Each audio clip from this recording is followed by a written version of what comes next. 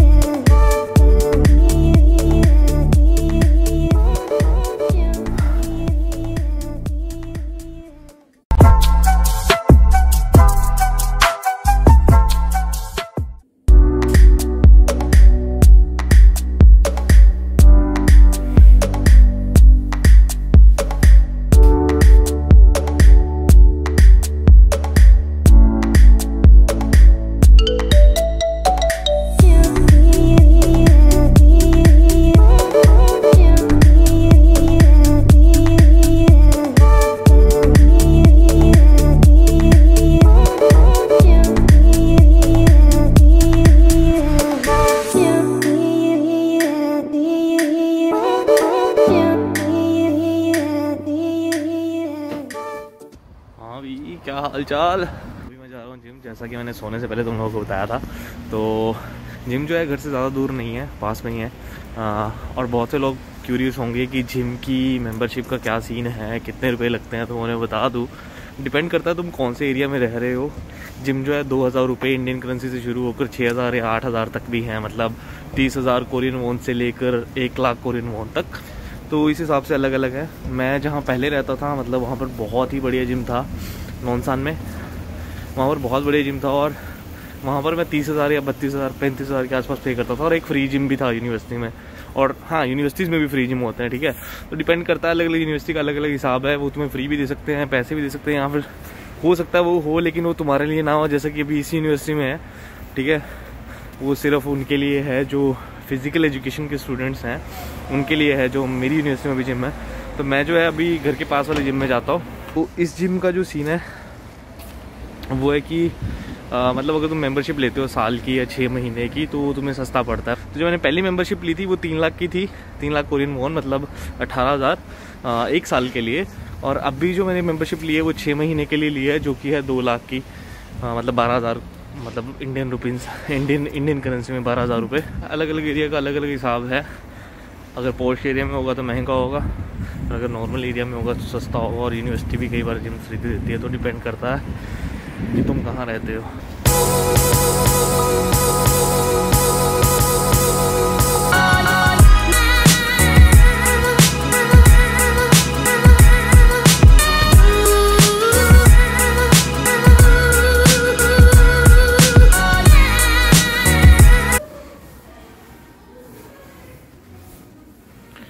तो इस तरह के लॉकर मिलते हैं तुम्हें अपने, और अपने कपड़े मिलते हैं पहनने के लिए जिम के लिए। और ये मतलब कुछ लॉकर्स हैं जहाँ तुम अपना सामान स्टोर कर सकते हो और की तुम अपने साथ ले जा सकते हो। वैसे यहाँ पर इतनी दिक्कत है नहीं, यहाँ पर चोरी चारी वाला कोई सीन नहीं है।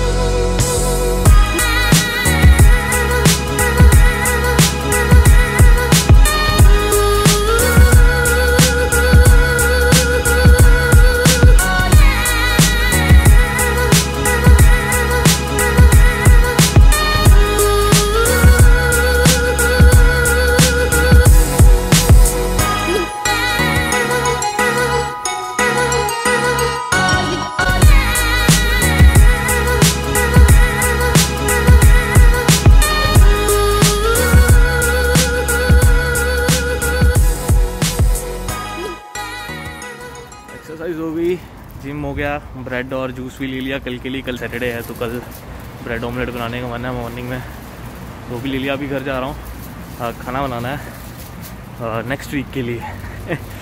तो सीन कुछ ऐसा है यार, देखो मेरे जैसा बंदा जो लैब में रहता है सारा दिन, उसके लिए डेली कुक करना बहुत मुश्किल होता है। और मेरे जैसे कितने भी लोग हैं, मैक्सिमम लोग जिनको मैं जानता हूँ वो यही करते हैं। तो क्या होता है, हम वीकेंड पे क्या होता है सब्जियाँ वगैरह ले आते हैं और फिर उसको मतलब मैं लोग तो हैं 3-3 4-4 बना के भी रखते हैं, क्योंकि जो वेजिटेरियन है वो वेजिटेरियन खाते हैं तो उन्हें ज़्यादा ज़रूरत पड़ती है। बट मेरा ऐसा सीन है कि मैं कभी कभी बाहर भी खा लेता हूँ, तो मैं क्या करता हूँ 2 डिशेज़ ऐसी बना के रख लेता हूँ फ्रिज में। जिस दिन मन होता है घर पे खाने का घर पे खा लेता हूँ, और जिस दिन मन होता है बाहर खाने का बाहर खा लेता हूँ। तो मेरी 2 डिशेज़ जो है वीक निकाल देती हैं। मतलब ऐसा नहीं है पूरा वीक वही चलती हैं, बट हाँ ऐसा है कि अगर मैं ना भी बनाऊँ और 3 या 4 बार बाहर भी खा लूँ तब भी मैनेज हो जाता है। तो अभी मैं घर जा रहा हूँ, अभी मेरे को कुकिंग करनी है और तुम लोगों से बातें करनी है।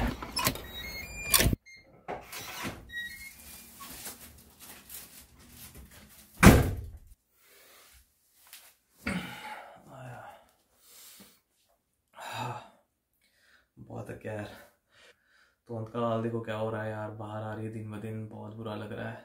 45 दिन बाद जिम गया हूँ मैं और वेट बढ़ चुका है, जो दिखाना नहीं चाहता था मैं वीडियो में।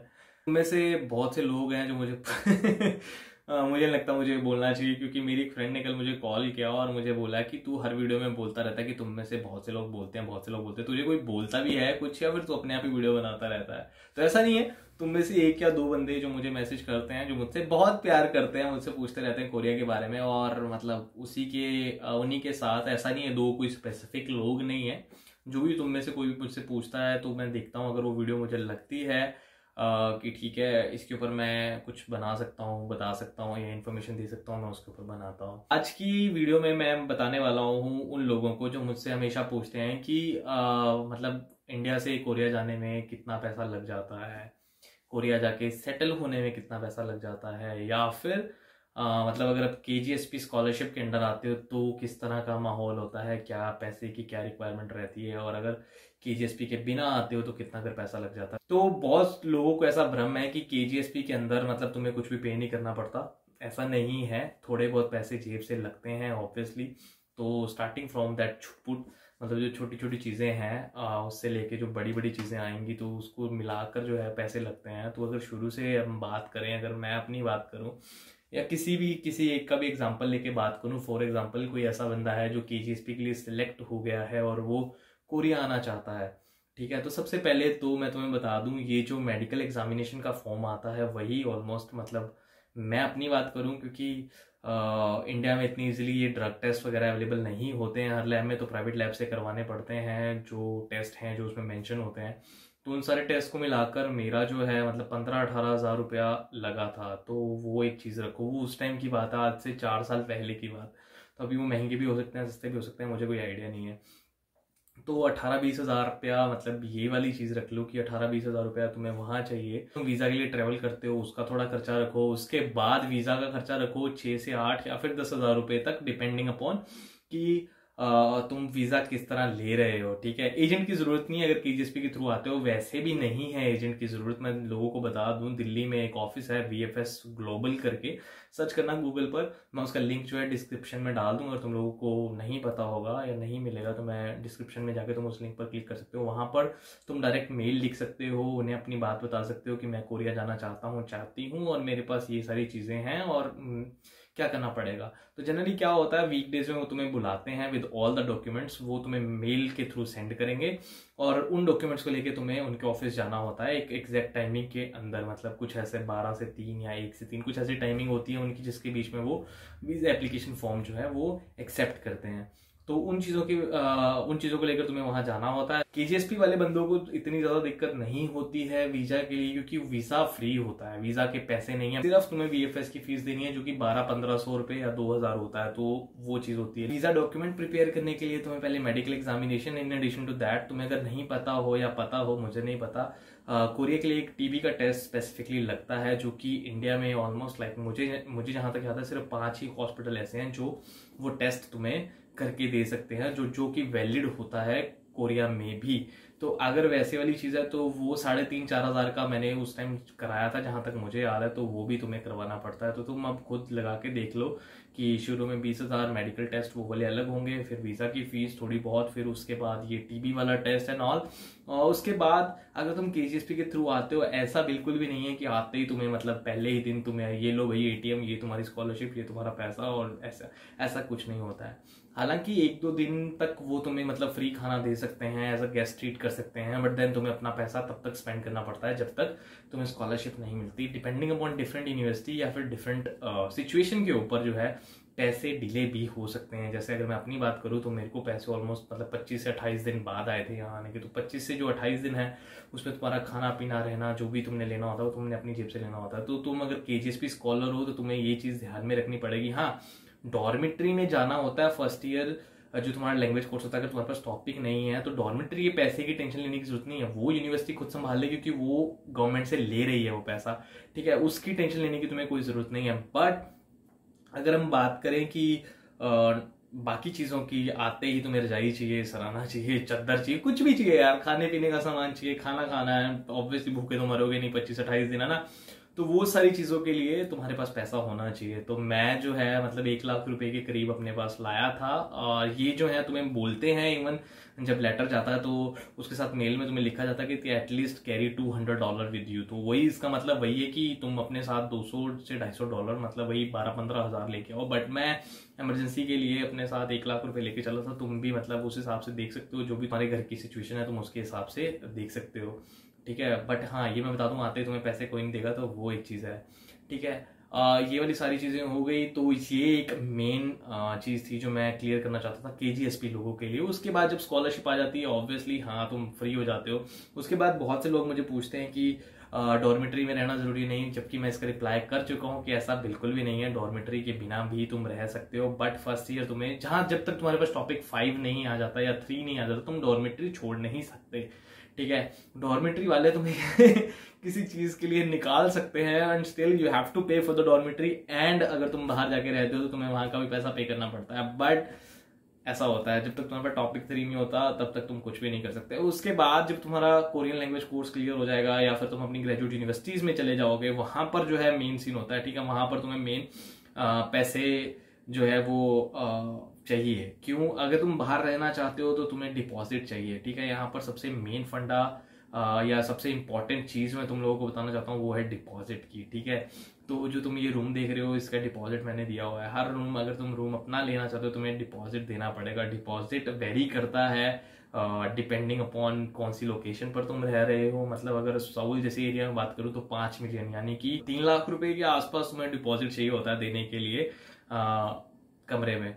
उसके बाद तुम रेंट पे करते हो पर मंथ, मतलब डिपेंडिंग अपॉन लोकेशन फिर से 300 से 600-800 तक भी जा सकता है, कोई बड़ी बात नहीं है। डिपेंड करता है कि तुम्हें किस तरह के रूम पसंद है। तुम 150 वाला भी ले सकते हो, ठीक है। और डिपॉजिट के साथ जो किराए का जो सीन होता है वो भी इनवर्सली प्रोपोर्शनल होता है। जितना ज़्यादा डिपॉजिट बढ़ाओगे किराया उतना कम होता जाएगा, तो ऐसा भी होता है। तो बहुत सारी चीज़ें तुम यहाँ आने के बाद जानोगे। तो ये थी केजीएसपी की बात। अगर हम नॉर्मल चीज़ों की बात करें कि तुम अगर वैसे ही किसी यूनिवर्सिटी में आ रहे हो तो मोटी मोटी चीज़ें निकाल सकते हो, जैसे कि तुमने भी मेडिकल एग्जामिनेशन देनी होती है। बट हाँ, केजीएसपी की तरह इतनी स्ट्रिक्ट नहीं होती, तुम थोड़े बहुत पॉइंट स्किप कर सकते हो, वहाँ थोड़े बहुत पैसे बचा सकते हो। बट सेम चीज़ है, वीजे के लिए तुम्हारे पैसे लगेंगे। वीजा का खर्चा रखो 6 से 8 या फिर 10,000 रुपये तक के भी अलग अलग टाइप्स होते हैं। अगर तुम लोगों को पता हो कि फास्ट लेना है या एक्सप्रेस लेना है, मतलब एक्सप्रेस होता है एक नॉर्मल होता है शायद, तो उसके ऊपर अलग अलग होता है। केजीएसपी वालों के लिए जो मैं वहां पर एक पॉइंट भूल गया हूँ उसके लिए सॉरी, तुम्हारे लिए कोई फ्लाइट का पैसा नहीं होता है। तुम डिपेंड करता है, ठीक है, ये भी डिपेंड करता है। अगर के एनआईडी जो है वो अगर पे कर देता है तुम्हें फ्लाइट के लिए, या फिर एनआईडी तुम्हारे लिए बुक कर देता है फ्लाइट या कर पाता है, तो तुम्हें डायरेक्ट टिकट आती है। बट कई बार वो तुम्हें बोलते हैं कि तुम अपनी फ्लाइट ले लो, यहाँ आ जाओ एंड देन जो है तुम हमें टिकट्स और सारे प्रूफ दे दो और हम रीएम्बर्स कर देंगे, वो पैसा तुम्हें वापस दे दिया जाएगा। बट हाँ, अगर नॉर्मल बंदे की बात करें तो ऑब्वियसली वीजा का पैसा लगता है, टीबी टेस्ट का पैसा लगता है, आजकल कोरोना टेस्ट हो रहा है उसका भी पैसा लगेगा। उसके बाद फ्लाइट का अगर नॉर्मली रखो तो आजकल जो है रेंज चल रहा है मतलब 80-90 हज़ार तक भी। बट अगर तुम दुबई से होकर आ रहे हो 45,000, तो अगर नॉर्मल अगर सब कुछ ठीक हो जाता है, कोरोना सब ठीक हो जाता है और तुम कोरिया आना चाहते हो और तुम सोच रहे हो कितना पैसा लग जाएगा, तो तुम अगर शुरू से शुरू करो, थोड़े से 4-5 हज़ार मेडिकल के लिए रख लो, उसके बाद तुम अपने वीज़े वगैरह के लिए 7-8 हज़ार रख लो, उसके बाद तुम फ्लाइट्स के लिए आने जाने की अगर फ्लाइट इकट्ठी लेते हो, अगर नॉर्मल सिचुएशन में जब मैं लेता था तो 40 से 45 हज़ार आने जाने की मिल जाती है, उसकी कोई टेंशन नहीं है। ठीक है, और नॉर्मल एक साइड की भी 30-35 हज़ार की नॉर्मल सिचुएशन में, नॉर्मल कंडीशन में मिल जाती है। उसके बाद तुम यहाँ आके अगर रूम लेना चाहते हो या तुम्हें कोई ऐसी मतलब कोई पीएचडी ऑफर कर देता है, मास्टर्स ऑफर कर देता है फेलोशिप के जरिए, और तुम यहाँ आ रहे हो, तो तुम प्लीज अपने दिमाग में ये बात सोच के आना कि अगर जाना है या तो डॉर्मेटरी की डायरेक्ट रिजर्वेशन करवा लो, वहीं से इंडिया में होते हुए तुम अपनी डॉर्मेटरी के लिए अप्लाई कर दो और तुम वहां रहो। बट अगर तुम सोच रहे हो कि मैं जाके वहां रूम लूंगा, तो ऑब्वियसली 3 से 4 लाख रुपए अपनी जेब में प्लीज लेकर ही आना, क्योंकि यहाँ पर रूम्स इतने इजिली नहीं मिलते हैं। मतलब मेरा कहने का मतलब है पैसे अगर कम हो तो थोड़ा सा मुश्किल हो जाएगा, या फिर रूम बहुत ही मतलब ऐसा एवरेज, बिलो एवरेज बोलूंगा वो मिलेगा, तो तुम खुद अपने हिसाब से देख सकते हो यार। तो वो चीज़ होती है। बाकी रेंट का मैंने तुम्हें बता दिया है, नॉर्मल है, उसमें केजीएसपी का कुछ लेना देना नहीं है।